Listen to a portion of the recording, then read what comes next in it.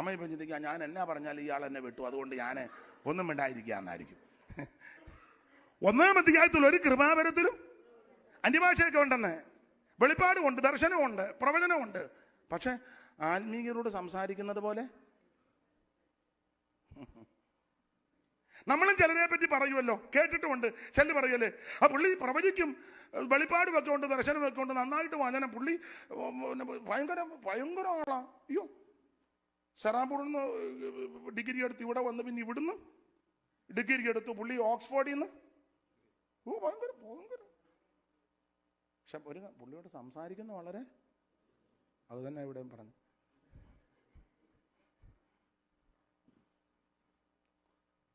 അമ്മാമ്മ അന്യഭാഷയൊക്കെ പറയും, ഭയങ്കര പ്രാർത്ഥനയാ. അമ്മാമ്മയ്ക്ക് പ്രാർത്ഥന വേറൊരുണ്ടല്ലോ, ഇതിന്റെ എന്തുവാ, ഓ ഇവിടെ ഈ ഫോണിൽ കൂടെ പ്രാർത്ഥിക്കുന്നോ,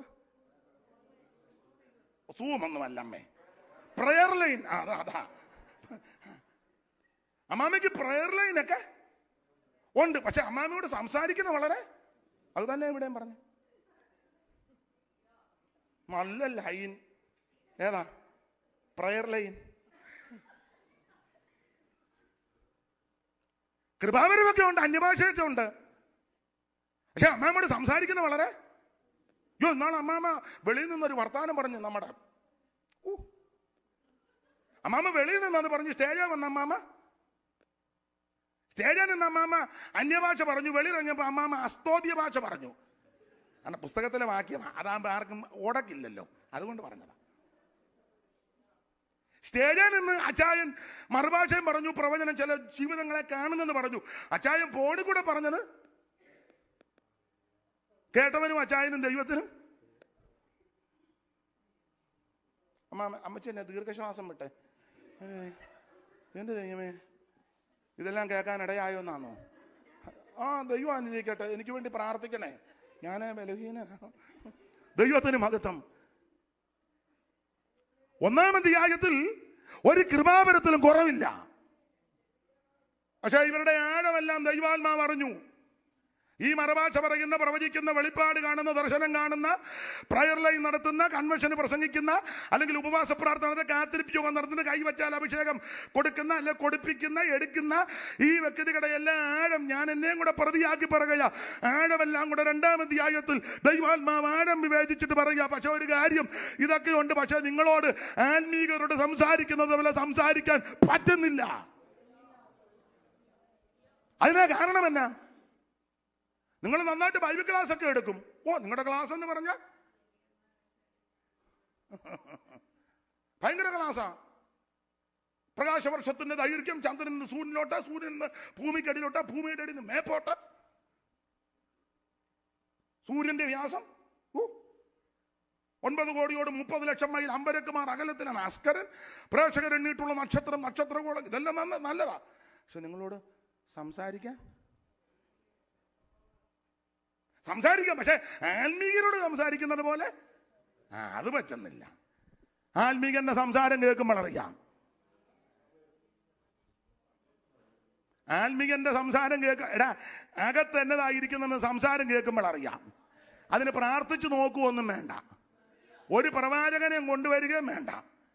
കോയമ്പത്തൂരിൽ നിന്നും വരണ്ട, കാസർഗോഡിൽ നിന്നും വരണ്ട, പുനലൂരിൽ നിന്നും വരണ്ട, കോട്ടയത്തിൽ നിന്നും വരണ്ട, കോഴിക്കോട്ടിൽ നിന്നും വരണ്ട, ലോക പ്രശസ്തനും വരണ്ട, കേരളത്തിലെ പ്രശസ്തനും വരണ്ട, ഇന്ത്യൻ പ്രശസ്തനും ഒന്നും ഞാൻ എതിരല്ല. ഒരുത്തനും വരണ്ട. നിന്റെ ഡയലോഗ് കേൾക്കുമ്പോൾ അറിയാ നിന്റെ അകത്ത് എന്താന്ന്. ചിലരോട് സംസാരിക്കുമ്പോൾ അറിയാം ഇവന്റെ അകത്ത് എന്താണ്, അല്ലെ? യോഹന്നാൻ വളരെ കൃത്യമായി 4 പറഞ്ഞല്ലോ, അവൻ സ്വന്തം അവരോ ലൗകികമായത് സംസാരിക്കുന്നു. ഞാൻ പ്രതിയാ, എന്നെയും കൂടെ നിങ്ങൾക്ക് ചിലർക്ക് നമ്മൾ അവസരം കൊടുത്താൽ ഞാൻ എന്നെയും കൂടെ പ്രതിയാക്കി പറയാം. അരമണിക്കൂറല്ലേ 10 മിനിറ്റ്, ചിലപ്പോൾ ചിലടത്ത് 5 മിനിറ്റ് ആയിരിക്കും. മതി എനിക്ക് 5 മിനിറ്റ് കിട്ടിയിട്ടുണ്ട്. ഞാൻ 4 മിനിറ്റ് ഇരിക്കുകയും ചെയ്തു. അദ്ദേഹത്തോട് 2 ഇച്ചിരി പറയാൻ പറഞ്ഞു, ഒന്നും പറഞ്ഞില്ല. എനിക്കൂടെ ഒന്നിച്ച് പ്രാർത്ഥിച്ചിരുന്നു. ചിലടത്ത് ചെല്ലുമ്പോൾ അങ്ങനെ.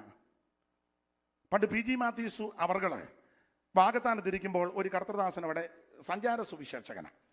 അവിടെ ചെന്നു. അദ്ദേഹം ബഹുമാനപ്പെട്ട PG മാത്യൂസ് അദ്ദേഹത്തെ പിടിച്ചടുത്തിരുത്തി. സഭയല്ലേ, പല കാര്യമുണ്ടല്ലോ. എങ്കിലും ആ മാന്യ കർത്തദാസൻ വന്ന അതിഥിയാണല്ലോ എന്നോർത്ത് പറഞ്ഞു, 5 മിനിറ്റ് എടുത്താട്ടെ. കാരണം മുന്നേ അറിയിച്ചു വന്നതല്ല, നേരത്തെ പല കാര്യങ്ങളുണ്ടല്ലോ, സഭയല്ലേ. ഉടനെ പുള്ളി പറഞ്ഞു, സാറേ 5 മിനിറ്റത്തെ വെടി എൻ്റെ കയ്യിലില്ലെന്ന്. അപ്പം സാറ് ചോദിച്ചു, എത്രയിൻ്റെ ഉണ്ട്? പുള്ളി പറഞ്ഞു, എൻ്റെ കുറഞ്ഞത് 45-ൻ്റെ വെടിയേ ഉള്ളൂ. അപ്പം പി ജി മാത്യൂസ് പറഞ്ഞു, 45-ൻ്റെ ഇവിടെ പൊട്ടുകയില്ല, 5-ൻ്റെതേ. അല്ല, അങ്ങനെ ആൾക്കാരുണ്ട്. അപ്പൊ ഇവര് എല്ലാ കാര്യത്തിലും മുൻപന്തിയിലാണ്. പക്ഷെ ആത്മീയരോട് സംസാരിക്കുന്നത് പോലെ സംസാരിക്കാൻ പറ്റുന്നില്ല. അതിന്റെ കാരണം എന്നാ? 3-ന്റെ 3 കാരണം കാണും. കാരണമുണ്ട്, ചുമ്മാ ഒന്നും പറയത്തില്ല. നിങ്ങളുടെ ഇടയില് ഈർഷ്യയും പിണക്കവും ഇരിക്കെ. ഇങ്ങോട്ട് വായിക്കേ, ഉണ്ടോ? ഒന്നുകൂടെ വായിച്ച എന്നതാണ്? നിങ്ങളുടെ ഇടയിൽ ഈർഷ്യയും പിണക്കവും ഇരിക്കെ. അല്ല, വായിക്കുന്ന ആളിനോട് ആദ്യം ഈർഷ്യയും പിണക്കവും ഉണ്ടോ? ആരോടേലും എന്തിലേലും ഉണ്ടെങ്കിൽ ഉണ്ടോ, ഇല്ല ഇല്ല ഇല്ല.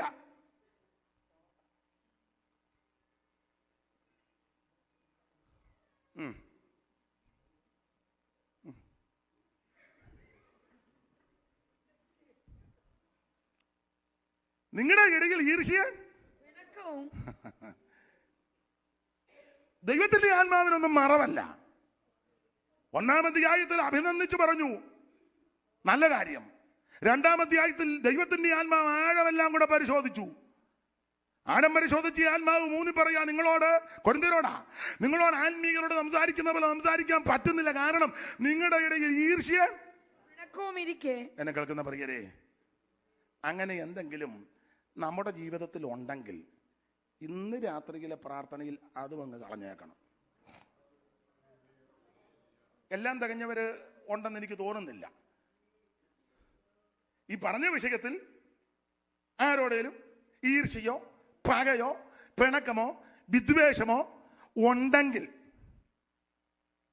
ഇന്ന് രാത്രിയിലെ പ്രാർത്ഥനയിൽ അതും കൂടെ അങ്ങ് കളയാമെങ്കിൽ ദൈവം നിന്നെ ഉയർത്തും. ദൈവത്തിന്റെ ഇഷ്ടം നമ്മുടെ ശുദ്ധീകരണമാണ്. അല്ലെ, ഉപവാസ പ്രാർത്ഥനയല്ല, അത് നടക്കണം. അത് നടക്കുമ്പോൾ ആ പ്രാർത്ഥന വിജയം. അല്ലാതെ തകർപ്പൻ ഒരു പ്രസംഗം അങ്ങ് കേട്ടു, അയ്യോ കാവാലം വന്നു എല്ലാത്തിനും കൊടുത്തു, അതല്ല വിഷയം. എന്തോ പാട്ടായിരുന്നു, അതൊന്നും അല്ല വിഷയം. ചിലപ്പോൾ ഇവിടെ ഇരിക്കുന്ന കർത്തദാസന്മാർ ചിലപ്പോൾ 5 മിനിറ്റ് അല്ലെ 10 മിനിറ്റ് ശാന്തമായിട്ട് നിന്നായിരിക്കും പറയുന്നത്. ദൈവം നിന്നോട് ഇടപെടും അതിൽ കൂടെ. അങ്ങനെ ഇടപെടുമ്പോൾ നമ്മുടെ ജീവിതത്തിൽ ഉപേക്ഷിക്കേണ്ട, ത്യജിക്കേണ്ട, വെറുക്കേണ്ട, വർജിക്കേണ്ട എന്തെങ്കിലും ആ ശുശ്രൂഷയിൽ കേൾക്കുന്നെങ്കിൽ, കേൾപ്പിക്കുന്നെങ്കിൽ അത് കളഞ്ഞ് ഒന്നുകൂടെ ശുദ്ധീകരണം പ്രാപിച്ചാൽ അതാ വിടുതൽ.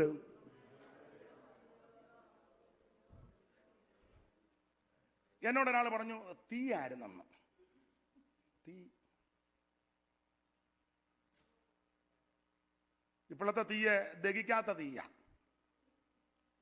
ഭയങ്കര തീയാ, പക്ഷെ ദഹിക്കുന്നില്ലല്ലോ. തീ നന്നായിട്ട് കത്തിയാ ദഹിക്കണമല്ലോ. അല്ല, തീ ഇറങ്ങിയിട്ടും പാനല് ദഹിക്കുന്നില്ലല്ലോ, പക്ഷം ദഹിക്കുന്നില്ലല്ലോ. ഭയങ്കര തീയാ. തീയാകുമ്പോ തന്നെ കൈ കൊടുക്കാൻ മനസ്സില്ലല്ലോ. കൊടുക്കുന്നെങ്കിലും നല്ല മനസ്സോടല്ലല്ലോ. മനസ്സിലാകാഴിയൊന്നുമില്ല. ആ പഴയ പാട്ടിന്റെ വരി പാടിക്കോ. ദഹിപ്പിക്കണം എന്നെയായ ശേഷം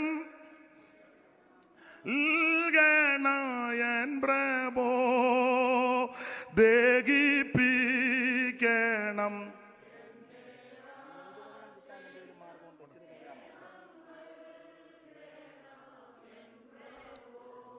എന്നെ കേൾക്കുന്ന പ്രിയരെ, ഈ പ്രാർത്ഥനയിൽ നമ്മുടെ ജീവിതത്തിൽ ദഹിക്കേണ്ടതെല്ലാം ദഹിക്കട്ടെ, ചാമ്പലാകേണ്ടതെല്ലാം ചാമ്പലാകണം. ഞാൻ ആ ഭാഗം വിവരിക്കുന്നില്ല, ഓടിച്ചു മുമ്പോട്ട് പോയാ. 1-ാം അധ്യായത്തിൽ പക്ഷം പിടിക്കുന്നു. 2-ാം അധ്യായത്തില് ഇവരെ ഈ ഉപദേശമൊന്നും കൈക്കൊള്ളുന്നില്ല കേട്ടോ, ഉപദേശമൊന്നും കൈക്കൊള്ളുന്നില്ല. പ്രാകൃത മനുഷ്യൻ ദൈവാത്മാവിന്റെ ഉപദേശമൊന്നും ഇപ്പൊ ഇഷ്ടമല്ല. ഇപ്പൊ ഉപദേശം അങ്ങനെ അധികം കേൾക്കാനുമില്ല, പറയുന്നുമില്ല. പറയുന്നവരോട് അങ്ങനെ വലിയ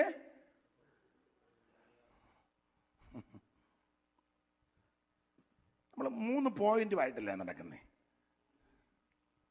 3 പോയിന്റ്. 1.5 പോയിന്റ് ആകുമ്പോഴേ ജനം ഇളകി. ഇളകിയില്ലേ? ഇളക്കി. പോയിന്റ് അല്ല വിഷയം. പോയിന്റ് അധികം ഇല്ലെങ്കിലും എനിക്കും നിങ്ങൾക്കും വ്യത്യാസം വരുന്നതാ അനുഗ്രഹം. അടഭാഗം അങ്ങ് വിടുകയാ. ദൈവത്തിന് മഹത്വം. ഉപദേശം കൈക്കൊള്ളുന്നില്ല 2-ാം അധ്യായത്തിൽ. 3-ാം അധ്യായത്തില് പിണക്കവും ഈർഷ്യയും പകയൊക്കെയാ. 4-ാം അധ്യായത്തിൽ അറിവ് ചീർപ്പിക്കുന്ന അറിവ്. ചുമ്മാ ഇരുന്നങ്ങ് ചീർക്കുക, ഏതാണ്ടെല്ലാം അറിയാന്ന്. നമുക്കൊക്കെ അങ്ങനെ ചിലപ്പോൾ ചിന്തയുണ്ടാകും. ഇപ്പോൾ ഉള്ളതിൽ ഇച്ചിരി അറിവുള്ളത് എനിക്കാണ്, എന്നെ പോലെ അറിവുള്ള ഒരാൾ ഇല്ല. ഇപ്പോൾ ഉള്ളതിൽ ഇച്ചിരി അറിവ് എനിക്കാ. ചുമ്മാ ഇരുന്നങ്ങ് വീർക്കുന്ന കാണാം. ഈ ഞങ്ങളുടെ നാട്ടിലൊരു ജീവിയുണ്ട്, നിങ്ങൾ കണ്ടിട്ടുണ്ടോ കേട്ടിട്ടുണ്ടോ? ഞങ്ങളുടെ നാട്ടിലെ ഭാഷയാ ഞങ്ങൾ വിളിക്കുന്ന കുട്ടത്തിമാക്രിന്ന. ചുമ്മാ ഇരുന്നങ്ങ് വീർക്കും.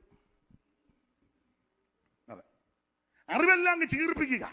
നമുക്ക് ഏതാണ്ടെല്ലാം അറിയാം. ഞാനൊരു കാര്യം എപ്പോഴും പറയാനുണ്ട്, ഈ വേറെ പുസ്തകം വായിക്കും തോറും പഠിക്കും തോറും കേൾക്കും തോറും ഒരു കാര്യം എനിക്ക് ബോധ്യപ്പെട്ടു, നമുക്കൊന്നും അറിയത്തില്ലെന്ന്. ഇത് പഠിക്കും തോറും ഞാൻ ചില ദൈവദാസന്മാരൊക്കെ പ്രസംഗിക്കുമ്പോൾ അന്തം വിട്ടിരിക്കുക. ദൈവമേ, ഇത് ആദ്യമായിട്ട് കേൾക്കുകയല്ല. അയ്യോ, അപ്പം നമുക്ക് മനസ്സിലാകും നമുക്കൊന്നും എനിക്കങ്ങനാ തോന്നുന്നത്. ഇത് കേൾക്കും തോറും മനസ്സിലാക്കും തോറും ഒരു കാര്യം ബോധ്യപ്പെട്ടു, എനിക്ക് നിങ്ങൾക്ക് ഒന്നും അറിയത്തില്ല. പക്ഷേ 2, കർത്താവിനോട് സ്നേഹം വർദ്ധിക്കും.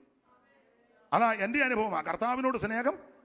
കാരണം യാതൊരു യോഗ്യതയും അർഹതയും യാതൊരു വിശേഷതയും ഗുണഗണങ്ങളും ഇല്ലാത്ത എനിക്കും നിങ്ങൾക്കും ഇത് കേൾക്കുവാനും അറിയുവാനും ദൈവം ഭാഗ്യം തരുന്നല്ലോ. അതല്ലേ ഏറ്റവും വലിയ ഭാഗ്യം.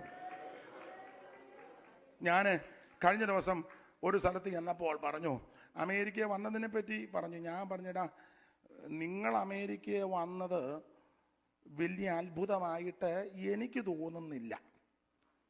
എനിക്ക് എൻ്റെ കാര്യമാണേ. നിങ്ങൾ ഇവിടെ ശ്രദ്ധിച്ച് കേൾക്കണം. നിങ്ങൾ അമേരിക്ക വന്നത് എവിടെ പോവാ മോനെ?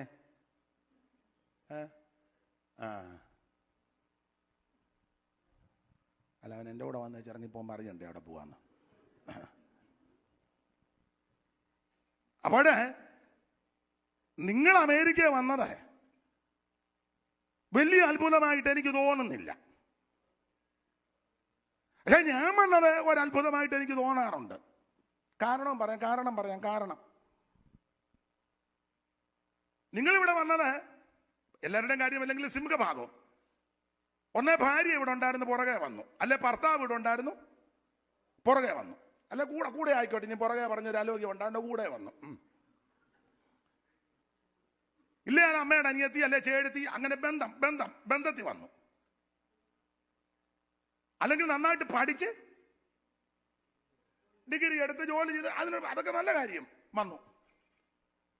മാത്രമല്ല, നിങ്ങളുടെ ആരുടെ ഏതെങ്കിലും ബന്ധുക്കാരൊക്കെ ഇവിടെ ഉണ്ട്, ഏതെങ്കിലും വകുപ്പിൽ. അല്ലെങ്കിൽ നിങ്ങൾക്ക് നല്ല വിദ്യാഭ്യാസമുണ്ട്. ഇതൊന്നുമില്ലെങ്കിലും നിങ്ങൾ കുടുംബശ്രേഷ്ഠത ചൊല്ലി പറയത്തില്ല, ഞങ്ങൾ ഏത് കുടുംബത്തിലെയാന്ന്. അത് താഴ്ത്തി കെട്ടിയതല്ല, അങ്ങനെ തന്നെ, അങ്ങനെ ഇരിക്കട്ടെ. പകലോ മറ്റോ ആണോ കുടുംബശ്രേഷ്ഠത? അല്ലെ ചിലർക്ക് നല്ല കളർ. ഇതൊന്നുമില്ല, നല്ല കളറ്. ഇതൊന്നുമില്ലെങ്കിൽ നല്ല ഭാഷാശുദ്ധി, ആംഗലേയ ഭാഷ അനായാസേന കൈകാര്യം ചെയ്യുന്നു. ഉച്ചാരണം നമുക്കറിയത്തില്ല. അയ്യോ, സായിപ്പ് പോലും അന്തം വിട്ടു നിൽക്കുക. അല്ല, കുറ്റമല്ല, പഠിച്ചിട്ടില്ലേ, കഷ്ടപ്പെട്ട് പഠിച്ചിട്ടില്ലേ, അഭിനന്ദിച്ചായി പറയാനേ. ഒന്ന്, നിങ്ങൾക്ക് കുടുംബശ്രേഷ്ഠതയുണ്ട്, അല്ലെ നല്ല വിദ്യാഭ്യാസമുണ്ട്, അല്ലെങ്കിൽ നിങ്ങളുടെ ആരുടെ ഏതൊക്കെ ബന്ധുക്കാർ ഉണ്ട്, അതല്ലെങ്കിൽ നന്നായിട്ട് പഠിച്ച് കഷ്ടപ്പെട്ട് പഠിച്ച് വന്നു. അതല്ലെങ്കിൽ സൗന്ദര്യം ഉണ്ടായിരുന്നു. അന്നേരം അവൾ അവിടെ വന്നപ്പോൾ കണ്ടപ്പം മതി, ഇത് മതിയെന്ന് പറഞ്ഞു. ഇത് മതി.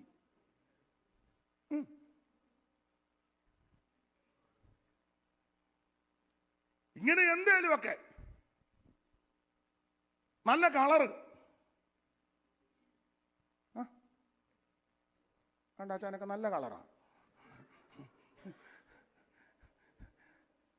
അല്ലെ അങ്ങനെ എന്തേലുമൊക്കെ ഉണ്ടെന്നേ. ഈ അല്ലെ പെന്തിക്കോസിന്റെ പാരമ്പര്യം. നാളൊരാൾ പറഞ്ഞു, സാറപ്പച്ച ഞങ്ങളുടെ വീട്ടിലായിരുന്നു മിക്കപ്പോഴും വന്നു. കെ എം എബ്രഹാം അവറുകള് ഞങ്ങളുടെ വീട്ടിൽ പലപ്പോഴും പാരമ്പര്യമാണ്. നമ്മൾ ഈ സമുദായക്കാരെ പാരമ്പര്യം കളയുക. പക്ഷെ കൂടുതൽ പാരമ്പര്യം നമ്മളാ. അതെ, നമ്മളാ പാരമ്പര്യം. അവരല്ല അവർ പറയാനാന്നേ അവരാ പറയുന്നത്. പക്ഷെ അവരധികം പറയുന്നില്ല. പക്ഷെ പാരമ്പര്യം ഇപ്പൊ കൂടുതൽ പറയുന്നത് നമ്മൾ ഈ അടുത്ത് ചെല്ലുമ്പോ എവിടാ വീട്, എന്നോട് ബന്ധപ്പെട്ട് കാവാലത്താ. എത്ര നാളായി? 30 വർഷം കഴിഞ്ഞു. ഞങ്ങൾ 5ാം തലമുറയാന്ന്.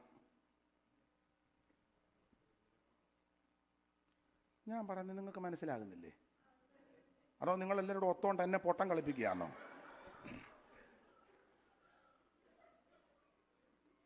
അല്ല, കൂടുതൽ പാരമ്പര്യം. അപ്പൊ നിങ്ങളെ അഭിനന്ദിച്ചങ്ങ് പറയുക. നിങ്ങൾക്ക് കളറുണ്ട്, വിദ്യാഭ്യാസമുണ്ട്, കുടുംബശ്രേഷ്ഠതയുണ്ട്, ഭാഷ നല്ല വശമുണ്ട്, ബന്ധമുണ്ട്, അല്ലെ ഭാര്യ ഭർത്താവ് സഹോദരങ്ങൾ, എന്തേലുമൊക്കെ. ഈ പറയുന്ന ഒന്നും എനിക്കില്ല. അപ്പം എൻ്റെ രീതി വെച്ച് കഴിഞ്ഞാൽ ഈ പൊട്ടനാകുന്ന ഞാനിവിടെ വന്നത് ഒരു അത്ഭുതമാണ്. ഈ പറയപ്പെട്ട ഒരു ക്വാളിറ്റി ഇല്ലാത്ത ആരേലും ഇവിടെ ഉണ്ടെങ്കിൽ എനിക്കൊരു കൂട്ടനാ. ഒന്ന് കൈ പൊക്ക് കാണാനാ. എനിക്കൊരു കൂട്ടൻ. അമ്മാമ്മയ്ക്ക് ആരും ഇല്ലയോ? അമ്മാമ്മേ, നമുക്ക് ആ പാട്ട് പാടാം. ആരുമില്ല നീ ഒഴികെ. എനിക്കൊരു കൂട്ടുണ്ടല്ലോ. ദൈവത്തിന് മഹത്വം. ഷമീർ മാസ്റ്റർ ഉണ്ട്. പുള്ളിക്ക് 2 ഇംഗ്ലീഷെങ്കിലും പറയാനറിയാം.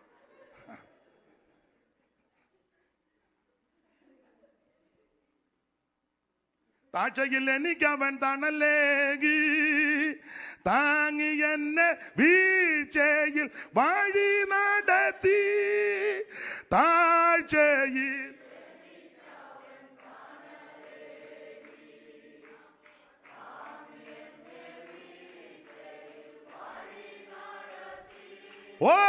തുടച്ചെന്റെ നിർവോൻകാരത തുടിക്കുന്നൻ മന സ്വർഗ സന്തോഷത്താൽ. തുടച്ചെന്റെ കണ്ണു നിർവോൻ. ചേർന്ന് പാടാം. തുടിക്കുന്നൻ മന സ്വർഗ സന്തോഷത്താലാമേ ജീവന്റെ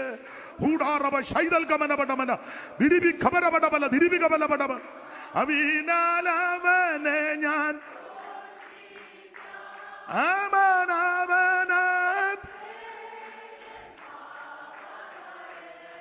തൻ ജീവനാൽ എന്നെയും വീടെടുത്തു. അവൻ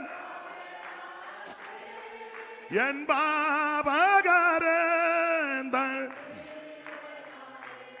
ൂടബലപടബലപത്. കരകണതാഴിയിൽ വലയുവോരേ കരുണയെ കാംക്ഷിക്കും. കരകണതാഴിയിൽ ൂടാറബ ശൈതൽ കമനപടബല ദിരിവികപരപടബല വീരജാല രഗതന വിരിവികപരപടബല. മരികവഞ്ചാര ബന്ധിതരെ താരുമാവൻ കൃപമാന ശാന്തിയാതോ. അവൻ ശൈതൽ കമനപടമല വിരിവി ഖബരപടമല ദിരിവി ഖബരപടമല. ദൈവത്തിന് മഹത്വം, ദൈവത്തിന് മഹത്വം. കരമുയർത്ത് ദൈവത്തെ സ്തുതിക്കാം. മുമ്പോട്ട് ഓടിച്ചു പോകട്ടെ. 1-ാം അധ്യായത്തിൽ പക്ഷം പിടിക്കുന്നു. 2-ാം അധ്യായത്തിൽ ഉപദേശം കൈക്കൊള്ളുന്നില്ല. 3-ാം അധ്യായത്തിൽ പക്ഷം പിടിച്ച് തർക്കം നടക്കുന്നു.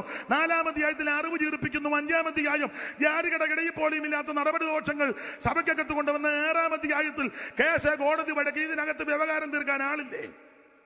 ഉണ്ടല്ലോ ഇതിനകത്ത്. അതിന് കഴിവുള്ള, പ്രാപ്തിയുള്ള, പരിജ്ഞാനമുള്ള, പക്വതയുള്ള, ഈ ശുശ്രൂഷകൾ തന്മയത്വമുള്ള, ഇരുത്തമെന്ന ദൈവദാസന്മാർ, സീനിയറായ ധാരാളം ആൾക്കാരുണ്ട്. അവർ കൈകാര്യം ചെയ്യട്ടെ പ്രാർത്ഥനയോടെ വചനത്തിന്റെ വെളിച്ചത്തിൽ. നിങ്ങളെന്തിനാ പുറത്തുകൊണ്ട് കേസിനും കോടതിക്കും കാശ് കൊടുക്കുന്നേ? നമുക്കെതിരെ ഒരുത്തൻ കോടതി കൊടുത്താൽ പോയ നിയമം കോടതിയെ ബഹുമാനിക്കണം. നമ്മളായിട്ട് ചെയ്യരുത്. മനസ്സിലായി കാണും. അവരൻ നമുക്കെതിരെ കേസ് കൊടുത്താൽ കോടതി വിളിച്ചാൽ ചെല്ലണം, കോടതിയെ ബഹുമാനിക്കണം. ഏത് രാജ്യത്താണേലും നീതിന്യായത്തെ ബഹുമാനിക്കണം. ഞാനും നിങ്ങളും കൊണ്ട് കേസ് കൊടുക്കരുതെന്നായി പറഞ്ഞത്. ആ ഭാഗത്തേക്ക് വിവരിക്കുന്നില്ല. 7-ാം അധ്യായത്തില് കുടുംബ പ്രശ്നമാണ്. 7-ാം അധ്യായം ദൈവത്തിന് മഹത്വം, ഭയങ്കര പ്രശ്നം നടക്കുന്നു.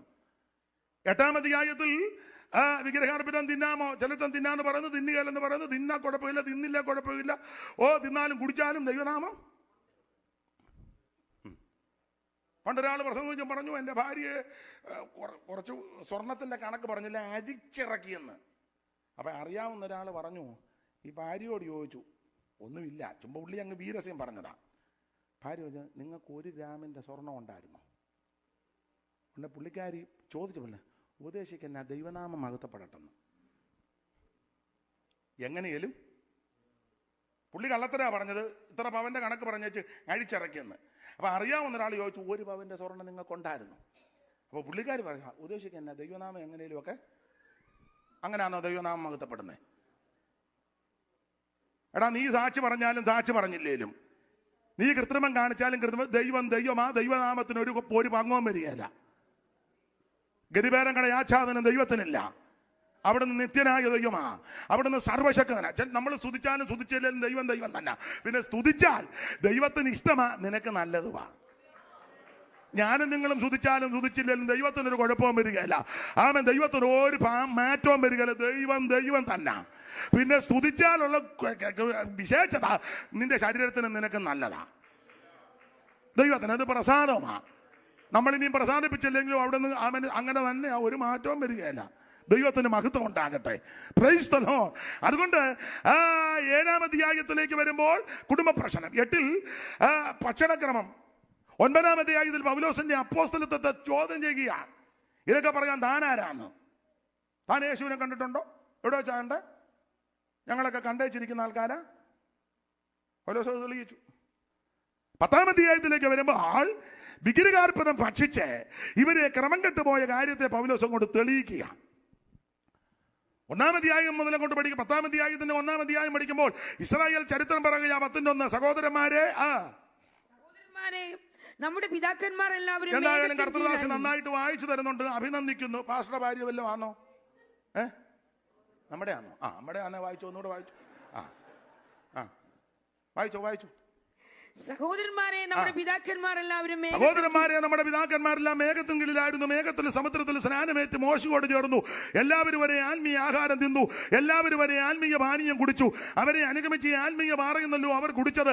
ആ പാറ ക്രിസ്തുവാകുന്നു. 5-ാം വാക്യത്തിൽ, എങ്കിലും അവരിൽ മിക്കപേരിലും ദൈവം പ്രസാദിച്ചില്ല. അവരെ മരുഭൂമിയിൽ തള്ളിക്കിട്ട് കറഞ്ഞ കാര്യം നിങ്ങൾ അറിയാതിരിക്കരുത്. 1 മുതൽ 5 വരെ ഈ കാര്യങ്ങളും കൊണ്ട് പൗലോസ് പറഞ്ഞിരിക്കുക. ഒറ്റവാക്കിൽ വ്യാഖ്യാനിച്ചാൽ രക്ഷിക്കപ്പെട്ട് ജ്ഞാനപ്പെട്ട് അഭിഷേകം പ്രാപിച്ച് തിരുമേശയെടുത്ത് വേർപാട് ആചരിച്ചവരുടെ കാര്യമായി പറഞ്ഞു വരുന്നത്. കുഞ്ഞാടിനെ അടുത്ത ആൾക്കാരെ രക്ഷ, ചെങ്കടൽ കടന്നു, സ്നാനം, മരുഭൂമിയിലേക്ക് ഇവർ പ്രവേശിച്ച് മന്ന ഭക്ഷിച്ചു, അടിക്കപ്പെട്ട പാറയിൽ നിന്നൊഴുകിയ ശുദ്ധവെള്ളം കുടിച്ചു, മോശയോട് ചേർന്നു. അപ്പോൾ രക്ഷിക്കപ്പെട്ട് ജ്ഞാനപ്പെട്ട് ആത്മനിറവം പ്രാപിച്ച് ആമന് അപ്പോൾ നുറുക്കി കൂട്ടായ്മ ആചരിച്ച് പോകുന്ന ആൾക്കാരുടെ കാര്യമാ ഈ 10-1 മുതൽ പറയുന്നത്. അത് പുതിയ നിയമത്തിലേക്ക് നമ്മുടെ കാര്യം തന്നെ. ഇപ്പൊ ചെല്ലി പറയുന്നുണ്ട്, പുതിയ ദുരുപദേശക്കാർ പറയുന്നുണ്ട്, പഴയ നിയമം പ്രസംഗിക്കരുത്, പഴയ നിയമം തൊട്ടേക്കരുത്. പഴയ നിയമം എന്ന് പറയുന്ന ഒരുത്തൻ ചോദിച്ചാൽ ആരാ ഇത് ഒന്നിച്ച് കുത്തിക്കെട്ടിയെന്ന്. അവനതാ അറിയേണ്ടത്. ഞാൻ പറഞ്ഞു, അവനെ കുത്തിക്കെട്ടാതെ ഇരിക്കട്ടെ, അല്ലാതെ എങ്ങനെ അത്രയും പറഞ്ഞാൽ പോരെ? അല്ല, ഞാൻ പറഞ്ഞു അവനെ കുത്തിക്കെട്ടാതെ ഇരിക്കട്ടെ. അവൻ അറിയണം ഇത് കുത്തിക്കെട്ടിയത് ആരാന്ന്. ഏതാ 39-27 കൂടെ ഒന്നിച്ച് അവൻ അതറിയണം. വേറൊരുത്തൻ പറഞ്ഞു അതങ്ങ് കീറിക്കളഞ്ഞേക്കാൻ 39. അന്നേരം ഞാൻ പറഞ്ഞു, ദൈവം അവനെ കീറാതിരിക്കട്ടെ. എടാ പൊട്ട,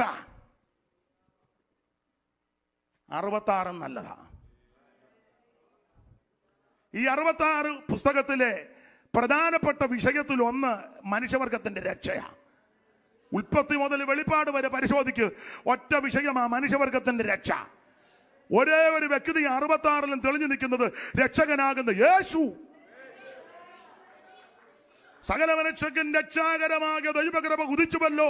നാം ഭാഗ്യകരമായ പ്രത്യാശയ്ക്കായിട്ടും മഹാലയവും നമ്മുടെ രക്ഷിതാവുമാകുന്ന യേശുക്രിസ്തുവിന്റെ തേജസ്സിന്റെ പ്രത്യക്ഷതയ്ക്കായിട്ട് കാത്തുകൊണ്ട് ഭക്തികേടും പ്രപഞ്ചഭോഗങ്ങളും വർദ്ധിച്ചിട്ട് ലോകത്തിൽ സുബോധത്തോടും നീതിയോടും ദൈവഭക്തിയോടും കൂടെ ജീവിച്ചു പോരേണ്ടതിന് ഈ കൃപ എന്നെയും നിങ്ങളെ ശിക്ഷിച്ചു വളർത്തുന്നു. ഇതിലെ പ്രധാനപ്പെട്ട വിഷയം മനുഷ്യവർഗത്തിന്റെ രക്ഷയും. ഇതിലെ പ്രധാനപ്പെട്ട പുരുഷൻ ഉത്തമ പുരുഷനാകുന്ന നസറയനാകുന്ന യേശുക്രിസ്തു. അതുകൊണ്ട് ഉൽപ്പത്തി പുസ്തകം 1-ാം അധ്യായത്തിന്റെ 1-ാം വാക്യം മുതൽ വെളിപ്പാട് പുസ്തകം 22-ാം അധ്യായത്തിന്റെ ഒടുവിലത്തെ വാക്യം വരെ പ്രസംഗിക്കാൻ കാരണം പൗലോസ് തെളിയിച്ചു എല്ലാ തിരുവെടുത്തും ദൈവവിശ്വാസ്യമാണ്. എതിലേ പോയാലും എങ്ങനെ പറഞ്ഞാൽ ഇതിലെ പ്രതിപാദ്യ പുരുഷൻ യേശുവാ. അതുകൊണ്ട് ഇതിൽ ഏത് ഭാഗവും പ്രസംഗിക്കാം. അപ്പൊ ഇപ്പൊ കുറെ വട്ടന്മാരും ഊളന്മാരും വന്ന് പറയുന്നത് പഴയ നിയമം അവനെല്ലാം വട്ട.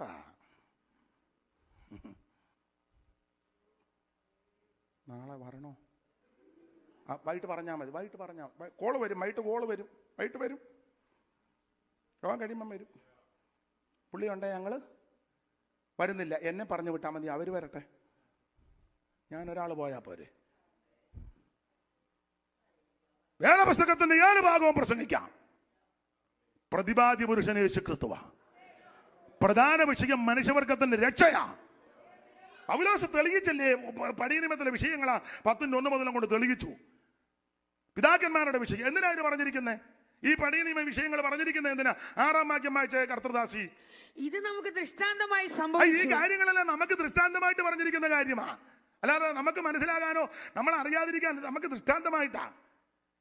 11-ാമത്തെ വാക്യത്തിൽ പറയാ നമുക്ക് ബുദ്ധിയുപദേശത്തിനാണ്. 11-ാം വാക്യം വായിച്ച് ഇത് അവർക്ക് ദൃഷ്ടാന്തമായി ഭവിച്ചു. അടുത്ത ലോകാവസാനം വന്നെത്തിരിക്കുന്ന നമുക്ക് ഇത് ബുദ്ധിയുപദേശത്തിനാ. അപ്പോൾ ഇത് ദൃഷ്ടാന്തമായി തന്നിരിക്കുക ഈ വിഷയങ്ങള്. മാത്രമല്ല എനിക്കും നിങ്ങൾക്കും ബുദ്ധിയുപദേശത്തിനാ. അത് മനസ്സിലാക്കി വേണം. ഇവര് പലരും മരുഭൂമിയിൽ ദൈവം ഇവരെ തള്ളിക്കളഞ്ഞു, പട്ടുപോയെന്ന്. അതിൽ പ്രധാനമായി പരസംഗത്താൽ നശിച്ചെന്ന. അവിടെ കൊരിന്ത്യ ലേഖനത്തിൽ കൊടുത്തിരിക്കുന്നത് പരസംഗത്താൽ പോയത് 24,000 പേരെന്നല്ലേ, 23 എന്നല്ലേ, 8-ാം വാക്യമല്ലേ, 8-ാം വാക്യം. അവരിൽ ചിലർ പരസംഗം ചെയ്ത് ഒരു ദിവസത്തിൽ 23,000 പേർ വീണുപോയി. 23,000 പേര് വീണുപോയി. ഇത് നമുക്ക് ദൃഷ്ടാന്തമായിട്ട് തന്നിരിക്കുക. ഒറ്റയടിക്ക് 23,000 പേര്. ഈ കൊരിന്ത്യ ലേഖനം 10-ാം അധ്യായത്തിൽ 23,000 പേര് പോയെന്നാ. പക്ഷെ ഈ വിഷയം സംഖ്യാപുസ്തകത്തിൽ 24,000 വന്ന. സംഖ്യാപുസ്തകം 25-ാം അധ്യായത്തിന്റെ 9-ാമത്തെ വാക്യം വായിച്ചേ. 25-9. ബാധ കൊണ്ട് മരിച്ചുപോയവർ 24,000. 24,000. ഇങ്ങോട്ട് നോക്കിക്കേ. സംഖ്യാപുസ്തകം 25-ാം അധ്യായം ശിത്തീമിൽ വന്ന് പാർക്കുന്നു. ജനം മോവാബ് സ്ത്രീകളുമായിട്ട് ഇടപെട്ടു. അവർ ദേവന്മാരുടെ ബലികൾക്ക് ഇവരെ ക്ഷണിച്ചു. ഇവര് പോയി നല്ല ശാപ്പാടുമൊക്കെ കഴിച്ചു. അവിടെ ഉണ്ടായിരുന്നു ഒത്തിരി അരവണയൊക്കെ, പിന്നെ പാൽപായസവും. എവിടുത്തെയാന്ന് ചോദിക്കരുത്. അമ്മയ്ക്ക് മനസ്സിലായി ഞാൻ പറഞ്ഞു എവിടുത്തെയാന്ന്. സ്തോത്രം. അടിച്ചു പെരുക്കി ദേവന്മാരുടെ ബലികൾക്ക് ഇവരെ ക്ഷണിച്ചു. ഇവർ അതിന്റെ ഫംഗ്ഷനും എല്ലാം അങ്ങ്, പിന്നെ പുതിയ ഡ്രസ്സും ഒക്കെ ഇട്ട് അവിടെ ചെന്ന് ഇവരും അങ്ങ് കൂടി. ഇവരും കൂടി. ഇവർ കൂടും, എല്ലാത്തിനും ഏതിനും കൂടും. സൺഡേ ഇവിടെയും വരും, മൺഡേ അവിടെയും പോകും, വെനസ്ഡേ വേറെ സ്ഥലത്തും പോകും, ഫ്രൈഡേ നിർത്തുക. പുസ്തകം അടച്ചു, അല്ലെങ്കിലും തുറന്നില്ലല്ലോ, ഇനി അടയ്ക്കാൻ. ദൈവത്തിന് മഹത്വം. ദേവന്മാരുടെ ബലികൾക്ക് ക്ഷണിച്ചു. ഇവര് പോയി തിന്നു കുടിച്ചു. പിള്ളേരുടെ ഭാഷ പറഞ്ഞ അടിച്ചു പൊളിച്ചു. പക്ഷെ ബാധ വന്നു. ബാധ വന്നപ്പോ 24,000 എണ്ണം പട്ടു. ഞാൻ വിവരിക്കുന്നില്ല. നാളെ ഈ തൃശ്ശൂർ ഒരു പൂരമുണ്ട്. അതിന് തലേ ദിവസമുണ്ട് സാമ്പിൾ. ഇത് സാമ്പിളാ.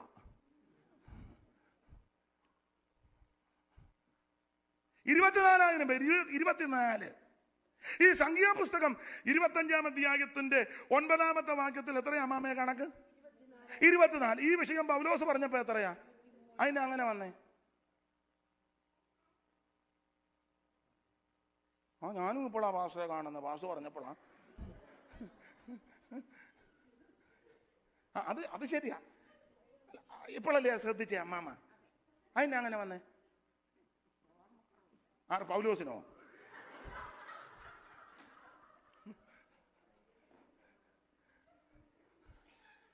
സംഖ്യാപുസ്തകം 25-ാം അധ്യായത്തിൽ 24,000 പേരെന്നാ.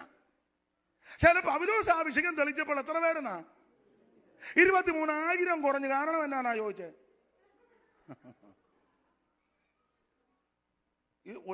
ഒരാൾ എന്നോട് പറഞ്ഞു, പാസ്റ്റർ നമുക്കറിയാൻ പാടില്ല, ബൈബിളിൽ ഇങ്ങനെ ഒത്തിരി തെറ്റുണ്ടെന്ന്. അവൻ എന്നോട് പറയാ, പാസ്റ്റർ നമുക്കറിയാൻ മേലായിട്ടാ ബൈബിളിൽ ഇതുപോലെ ഒത്തിരി. അവനും റവറന്റാ.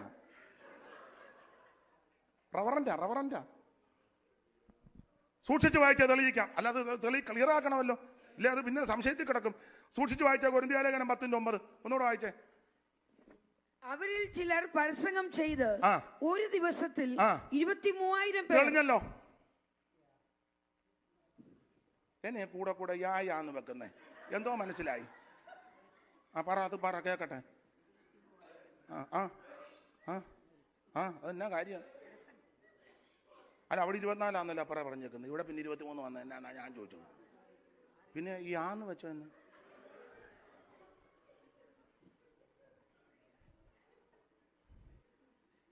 അമ്മാമ്മ കൈക്ക് പിടിക്കുന്ന എൻ്റെ അമ്മാമ്മയെ മിണ്ടാതിരിക്കുക, അയക്ക് ബോധം ഒന്നുമുള്ളവനല്ല. കൈക്ക് പിടിച്ചപ്പോൾ എനിക്ക് മനസ്സിലായി, മിണ്ടാതിരിക്കുക, അയക്ക് ബോധവും വിവരവും ഒന്നുമുള്ളവനല്ല. അതാ കൈക്ക് പിടിച്ചതിൻ്റെ അർത്ഥം എനിക്ക് പിടികിട്ടി. സംഖ്യാപുസ്തകം 24-ാം അധ്യായത്തിൽ, അല്ല ക്ലിയർ ആക്കി തരാം, അല്ലെ സംശയം വേണ്ട. 25-ൽ 24,000 എന്ന് പറഞ്ഞതിന്റെ കണക്ക് ടോട്ടൽ കണക്കാ. പൗലോസ് ഒരു ദിവസത്തിൽ പട്ടുപോയവരുടെ കാര്യമായി 23, അതാ മൊത്തം 24. ഇപ്പൊ പിടികിട്ടിയോ? ഇതുപോലെ വേറെ ഉണ്ട്, നാളെ യോഗത്തിന് വരണം, വേറെയും തരാം. അപ്പോൾ ഈ വിഷയത്തിൽ മൊത്തത്തിൽ പട്ടുപോയവരാണ് 24,000. ആ 24,000-ൽ ഒരു ദിവസം പോയവരാണ് 23,000. ഞാനും നിങ്ങളും പട്ടുപോകരുത്, ഞാനും നിങ്ങളും നശിച്ചു പോകരുത്, ഞാനും നിങ്ങളും തകർന്നു പോകരുത്. ഇവിടെ പേരും പ്രശസ്തി സ്ഥാനോ മാനോ അങ്ങാടി വന്നനോ പള്ളി മുഖ്യാസനോ ഒന്നും കിട്ടുകയില്ലെങ്കിൽ എന്നെ കേൾക്കുന്ന ബഹുമാന്യരെ, ഞാനും നിങ്ങളും പട്ടുപോകരുത്, ഞാനും നിങ്ങളും നശിച്ചു പോകരുത്. അല്പസമയം ദൈവത്തെ മഹത്വപ്പെടുത്ത്. ഹല്ലേലൂയ. കരമുയർത്തി ദൈവത്തെ സ്തുതിക്കാം. ബഹുമാനപ്പെട്ട റോബിൻ ബാസ് പറഞ്ഞത് 8:45 44 നിർത്തി. ബാക്കി ദൈവം അനുവദിക്കുന്നെങ്കിൽ നാളെ പകലും നാളെ വൈകിട്ടും കരമുയർത്തി ദൈവത്തെ സ്തുതിക്കുക. മാലിന്യപ്പെട്ടിടാതോടിടുക, മണ്ണവളൻ വരവേറ്റമടുത്തു പോയി. മാലിന്യപ്പെട്ടിട കൈയടിച്ച് ചേർന്ന് വളൻ വര മണിയറയിൽ ശ്വസിക്കാൻ ഒരു സംഗീത ശുശ്രൂഷകൻ ശ്വസിക്കാൻ ഒരുങ്ങി. ഓ വിശുദ്ധിയെ ഊടവരപടവല്ല തിരുമികപരപട